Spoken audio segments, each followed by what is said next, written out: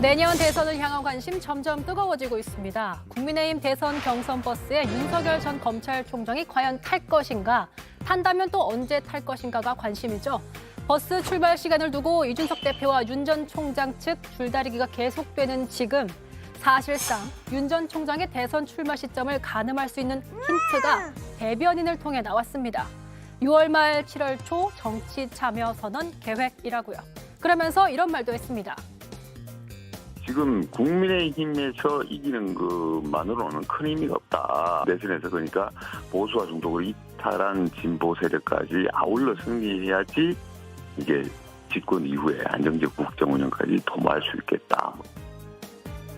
압도적 정권 교체를 위해 진보까지 아우르겠다는 윤 전 총장. 최근엔 김대중 도서관을 방문해 김 전 대통령의 가르침을 깊이 새기겠다는 방명록을 남기기도 했는데요. 8월 출발 예정인 보수정당 국민의힘 대선 버스, 윤 전 총장이 시간에 맞춰 모습을 보일지 궁금해집니다. 예, 첫 번째 주제는 윤석열 압도적 정권 교체 얘기로 시작을 하겠습니다.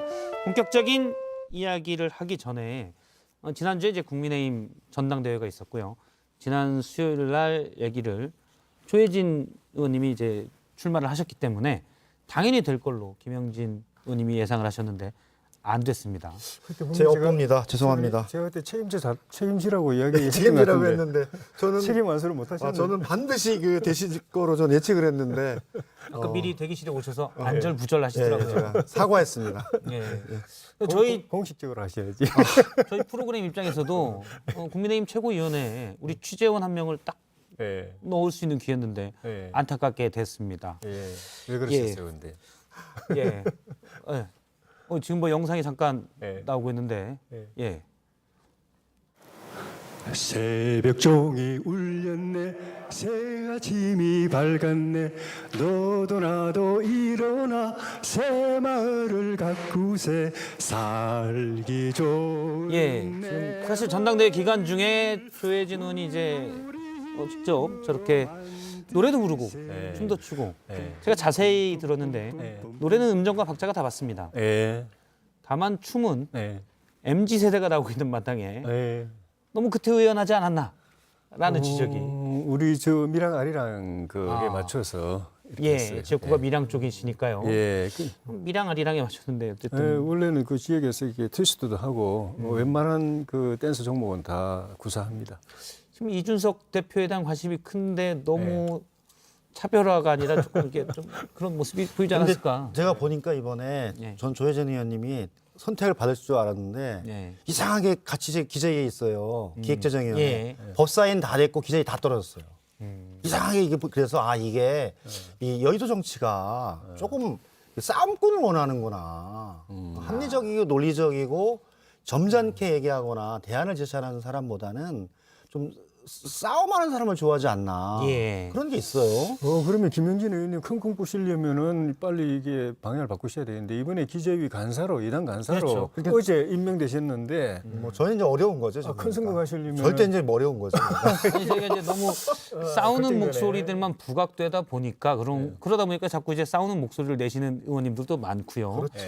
그렇지 않은 문화를 저희가 물론 저희도 이제 불꽃 역할을 쓰긴 합니다만 네네네. 그건 그건 싸우는 아주 건 가끔만 아니니까. 그건 아주 가끔만 쓰고요. 네. 알겠습니다. 또 한철인 것 같습니다. 네. 혹시 최고위원회 입성이 안 되셨더라도 네. 관련 소식은 좀 취재를 해서 전해주시면 예. 고맙겠습니다. 예, 열심히 하겠습니다. 알겠습니다. 본격적으로 얘기를 좀 시작하도록 하겠습니다. 앞서 이제 압도적 정권 교체라는 표현을 윤석열 전 총장의 대변인인 이동훈 대변인이 썼습니다. 그걸 하겠다라고 했는데 그러면 이제 탈진보 그러니까 문재인 정부에 실망한 유권자들까지도 포용하겠다. 일단 이렇게는 해석이 되는 것 같아요. 가능하겠다고 보십니까? 뭐 꿈은 꿀 수 있죠. 모든 가능성은 항상 열려 있는데 그게 어떻게 현실화되느냐의 문제인데 저희들도 조사를 해보면 문재인 민주당 정부에 실망한 사람들이 아직까지 가지 않았다. 아직 지금 지켜보고 있다. 어떻게 이후에 잘할 것인지 못할 것인지. 그래서 잘하면 오고 아마 못하면 가겠죠. 그런데 그 층은 제가 보기에는 진보층까지는 아마 그건 약간 좀 분석이 잘못됐다라는 생각이 들고요. 그래서 진보 40, 보수 40, 중도 20에 현재 큰 흐름들이 이어가고 그 사이에 중도층에서 어떻게 그 선택하느냐, 이게 아마 다음 대선에 승패를 가름하지 않을까, 아마 그런 얘기를 하지 않았나. 탈진보는 제가 보기엔 너무 나간 얘기다, 그런 생각이 듭니다. 이미 넘어왔는데요. 진보층이요? 많이 넘어왔어요. 우리 국민의힘만으로는 도저히 할 수 없는 일들이 지금 벌어지고 있어요. 서울시장 선거, 부산시장 선거 이긴 것도 그렇고 이번에 이 바람이 불어서 30대 원외를 당대표로 만든 거, 이게 국민의힘의 조직, 지지층, 당원 이 노선만 가지고는 꿈도 꿀 수 없는 일이 벌어지고 있거든요. 저는 윤석열 전 총장 대변인 이야기 듣고 저분들이 이번에 전당대회 때 내 그 최고위원 연설을 열심히 들었나 그런 생각이 들어요. 제가 한 얘기 그대로 했거든요. 예. 제가 뭐 그건 일단 근거는 없고요. 일단 이게 계속하시죠. 죄송합니다. 그러면 서로 이제 이심전심, 예. 조심 윤심인가? 저기서 말하는 압도적 정권 교체라는 거는 간단한 말이에요. 선거에서 내년 3월 9일 대선에서 압승하겠다는 거거든요. 지지율 격차를 확 벌려가지고 이명박 대통령 당선될 때 500만 표 차이로 벌어졌거든요. 그런데 우리 보수표 중에서 이회창 후보님 표가 또 350만 표 가져갔어요. 합하면 850만 표 차이로 이겼다라고 이제 평가를 하는데 그걸 압승을 하겠다는 의미입니다. 근데 왜 제가 제 이야기를 들었나라고 생각했던 거는 이미 우리 쪽에 이런 바람이 불고 그 4.7 재보선에서 그런 결과가 나오고 한 게 국민의힘의 지지에다가 중도층 또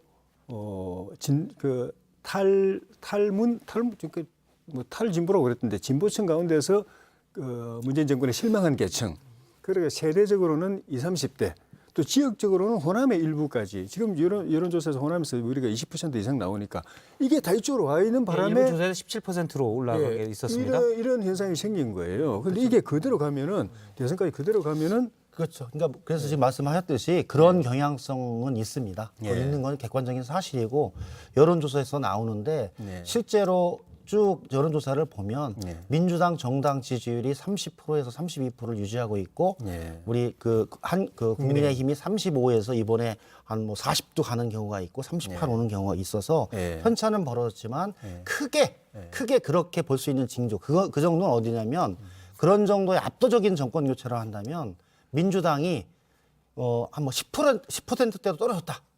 이 정도 되면 제가 보기엔 그 말에 대해서 동의하는데 현재 그 수준은 아니고 민주당은 평균 35%에서 현재 조금 이 전당대 컨벤션 효과로 조금 빠져서 현재 있는 상황이고 이것이 10%대로 간다 하면 동의. 그러나 그렇게 가진 않는다. 그래서 압도적이라고 하는 부분들은 말씀하셨듯이 이명박 대통령이 이겼을 때 2007년 그리고 2017년에 문재인 대통령이 20% 이상으로 이겼을 때 이런 정도의 차이를 압도적이라고 보는데 제가 보기에는 이번 대선은 저는 오차범 이내 5% 이내에서 결정될 것이다. 그래서 다들 꿈은 꾸지만 그 안에서 국민들이 선택할 것이라는 보고 있습니다. 일단 뭐 김영진 의원의 말씀은 얘기는 그게 있습니다. 지금 여권 내 여론조사에서는 1등을 늘 하고 있는 이재명 지사의 최측근이기 때문에 압도적이라고 하면 이 지사는 과연 어떻게 하라는 거냐. 여기 이제 다분히 반영돼 있죠. 객관과 주관이 약간 섞여 있습니다. 예. 그 제가 이제 제가 최측근이라고 해서 모신 겁니다. 그 최고위원 그 선거 때 제가 이야기했던 게 결국은 정권 교체가 된다면은 국민의힘으로 되는 게 아니라 그 정권 교체를 해야 된다고 바라는 중도 또 일부 진보 세력 그리고 호남의 일부 그리고 2030 세대가 합쳐져서 정권 교체가 이루어지는 거다. 그래서 이 틀을 어떻게 짜느냐가 중요하다. 그래서 제가 이제 지도부에 들어가게 되면은 선대위 자체를 통합 선대위를 하겠다. 이분들이 다 들어오는 선대위를 만들겠다. 그래서 정권 교체를 해서 우리가 집권하게 되면은 국민의힘뿐만 아니라 이분들도 다 정권에 들어와야 된다. 청와대에 들어와야 되고 정부에 들어와야 되고 그다음에 그 세력을 당으로 새로 만들어야 된다.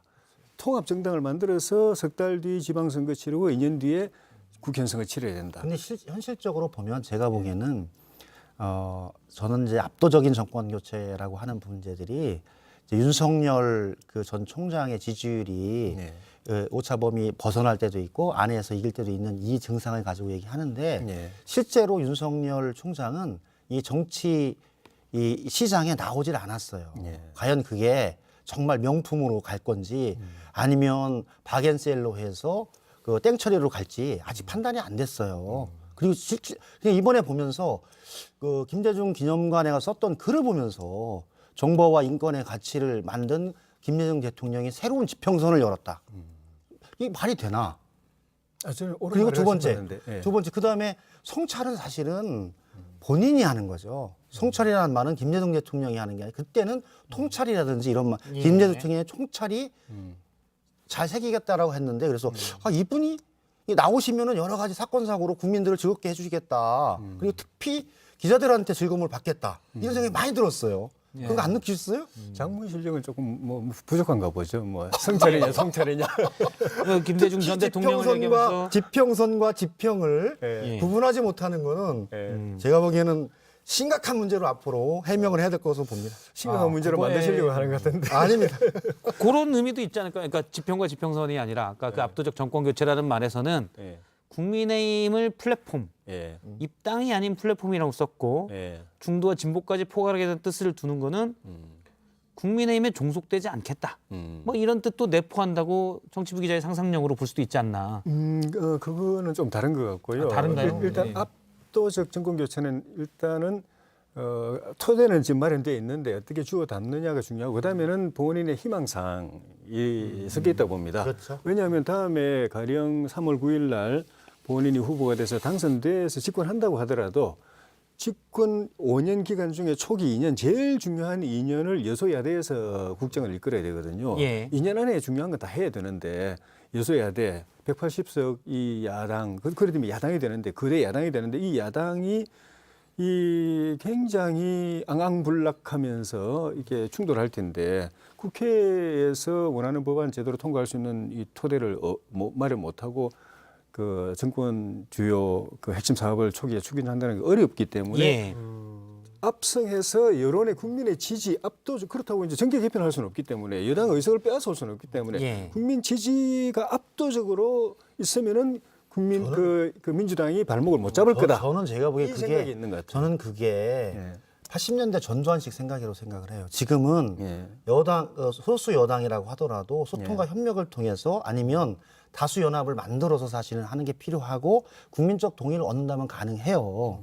근데 그래서 이번에 똑같은 현충일 날 가서 윤석열 우리 전 총장이 현충원에 쓴 글, 예. 나라를 위해 희생한 분들에게 분노하지 않는 나라를 만들겠습니다. 예. 그래서 야, 이게 대통령 후보가 분노라는 말을 과연 쓸 수 있을까? 그 분노의 대상도 사실은 국민이거든요. 국민들이 나라를 희생한 분들에 대해서 적절하지 않은 표현과 행위를 했다고 하더라도 그 국민들이 무슨 척결하거나 삼천교육대를 보내거나 그런 국민은 아니잖아요. 그러면 그런 국민들에 관해서도 통합을 통해서 또한 여러 가지 통해서 같이 갈 수 있는 길을 열어놔 나가는 것이 저는 대통령으로서 입장이지 그렇다라고 해서 분노하지 않는 나라를 만들겠다라고 하는 거는 한마디로 공안 통치하겠다. 전두환처럼 삼천교육대 데려가서 그런 애들 특수부 검사처럼 잡아가서 다 서울구치소에 놓겠다. 이런 말이 선뜻 생각나더라고요. 그래서 저는 언어에 있어서 대통령이라고 하는 분들은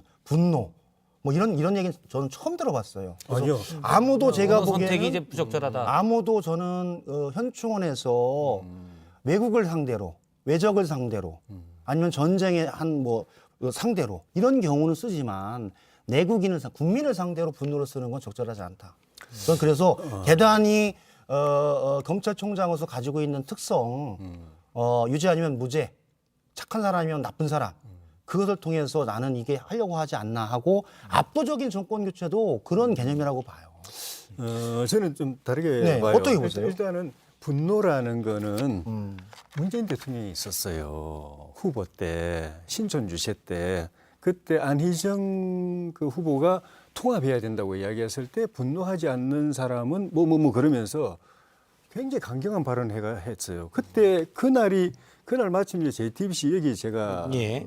그 2시인가 그 뉴스 현장인가 거기에 패널로 백원우 전 의원하고 둘이 패널로 하고 있던 중에 그 현장에 그 신촌 유세에서 분노해야 된다. 분노하지 않는 사람은 이거는 문제가 있다. 안희정 후보를 공격하는 발언이었는데 그걸 보고 제가 깜짝 놀랐어요. 그래서 국민 통합을 해야 되는데 대통령이 되시면은 저렇게 말씀하시면은 정말 걱정된다. 그리고 끝나고 난뒤 백운우 전 의원하고 둘이서 제가 진지하게 이야기했어요. 그러면 안 된다. 나라 또 두 조각 난다. 그러니까 백운우 전 의원이 그 당시 저거는 그냥 우리 강경 지지자들 향한 메시지고 집권하면 절대 그렇게 안 간다. 통합적으로 간다고 이야기하셨는데 잡자마자 적폐청산하고 백운우 의원님이 적폐청산 총괄 책임 민정 비서관인가 하시고 아유 참. 그래서 저는 그래서 저번에 몇 주전만 얘기할 수 없으니까 제가 이제 팩트 아니, 제가 아니, 바로 지금 휴대폰으로 찾아봤는데요. 예. 말씀하신 대로 2017년 4월 30일 날 예. 신촌 유세에서 예. 이것 때문에 휴대폰을 무음으로 해놓고 가지고 옵니다. 예. 여러분 정권 교체 원하십니까? 뭐 문재인 당시 후보께서 얘기를 했고요. 당시에도 압도적 정권 교체라는 표현이 쓰였고요. 분노라는 표현이 나오긴 합니다. 지난 겨울 우리는 분노했습니다. 이때 이제 이른바 촛불혁명을 얘기한 관련한 거죠. 예. 사항이었죠. 그때 당시 이제 촛불혁명은 어떻게 보면 국정농단에 대한 대상을 했기 때문에 명확했던 부분이었죠. 아니요. 여기 기사에는 일부만 인용됐을 텐데. 제가 전문으로 보고 있는데요. 아직 지금 초반만 보고 있어서. 예. 네. 그래서 저는 동일한 그때 방송 그 뉴스 현장 틀어보면 나오실 제가 그 거예요. 의원님 그러니까 저는 그 문제에 관해서 조금 저는 의원님하고 우려를 많이 생각해요. 예. 윤석열 총장이 정말 모든 국민의 대통령이 된다고 하면 그런 분노라든지 이런 부분들은 저는 적절하지 않다. 저는 국민을 상대로 예. 분노는 안 맞습니다. 일단 이 얘기만 계속 할 수는 없기 때문에 윤 총장의 발언은 나라를 위해서 희생하신 분들이 분노하지 않는 그러니까 분노의 주체가 나라를 위해서 희생하신 분들인데 이분들이 지금 분노하고 있거든요. 그분들은 저는 정부의 제가 처사에 보기에는 대해서. 자기가 정말 6.25 전쟁 때 월남전에 천안함 유가족도 얼마나 분노하고 있습니까? 그다음에 뭐냐면 일제에 맞서 죽을 때 예. 그런 생각하지 않으세요. 아니 지금 이 정말 정말 아주 정말 나라를 구하고 우리나라를 지키고 우리나라를 위해서 했던 것에 대한 생각을 가지고 그 자리에서 자기의 목숨과 이 마음을 버리셨던 거죠. 근데 그래서 그랬는데 그런 부분에 대한 존중은 있지만 그것을 분노하지 않는 나라라고까지 해서 아니, 그런 그분들은 분들에 그러면 대해서 분노하지 않는 나라를 만든 건 아니잖아요. 요 얘기는 뭐 근데 그런 두 분 분들에 다 대해서 지금 정부가 하는 게 다 문재인 아니, 정권이 그건 하는 게 그건 두분 다 느낌이었다. 뜻을 다 느낌이었다. 그리고 이제 다 저기 표시한 거기 때문에 다음 주제가 있습니다. 윤 총장 그 저기 뒤에 이철우 그 교수가 하실 말씀들이 훨씬 국민 많은 게 통합이라고 있어요. 이야기했기 때문에 예. 저는 방향을 통합으로 잡고 있다고 봐요. 알겠습니다. 예. 자, 두 번째 얘기는 잠깐 저희가 두 번째 주제는 아니고요. 윤석열 전 총장과 관련된 얘기인데 검증 문제에 대한 얘기도 좀 나왔습니다. 잠깐 얘기를 직접 들어보겠습니다. 아마 그 공세가 오더라도 당당하게 뭐 본인이 뜻을 하시니까요. 그 부분에는 전혀 그렇게 게 없다라는 입장이 아닌가 싶습니다. 예, 전혀 꺼릴 게 없다. 지금 이제 김영진 의원은 제가 몇 번 강조하지만 이재명 지사의 최측근 캠프의 브레인 뇌 이거죠 브레인 예 뇌신데 윤석열 전 총장의 엑스파일을 보고 있습니까? 모릅니다.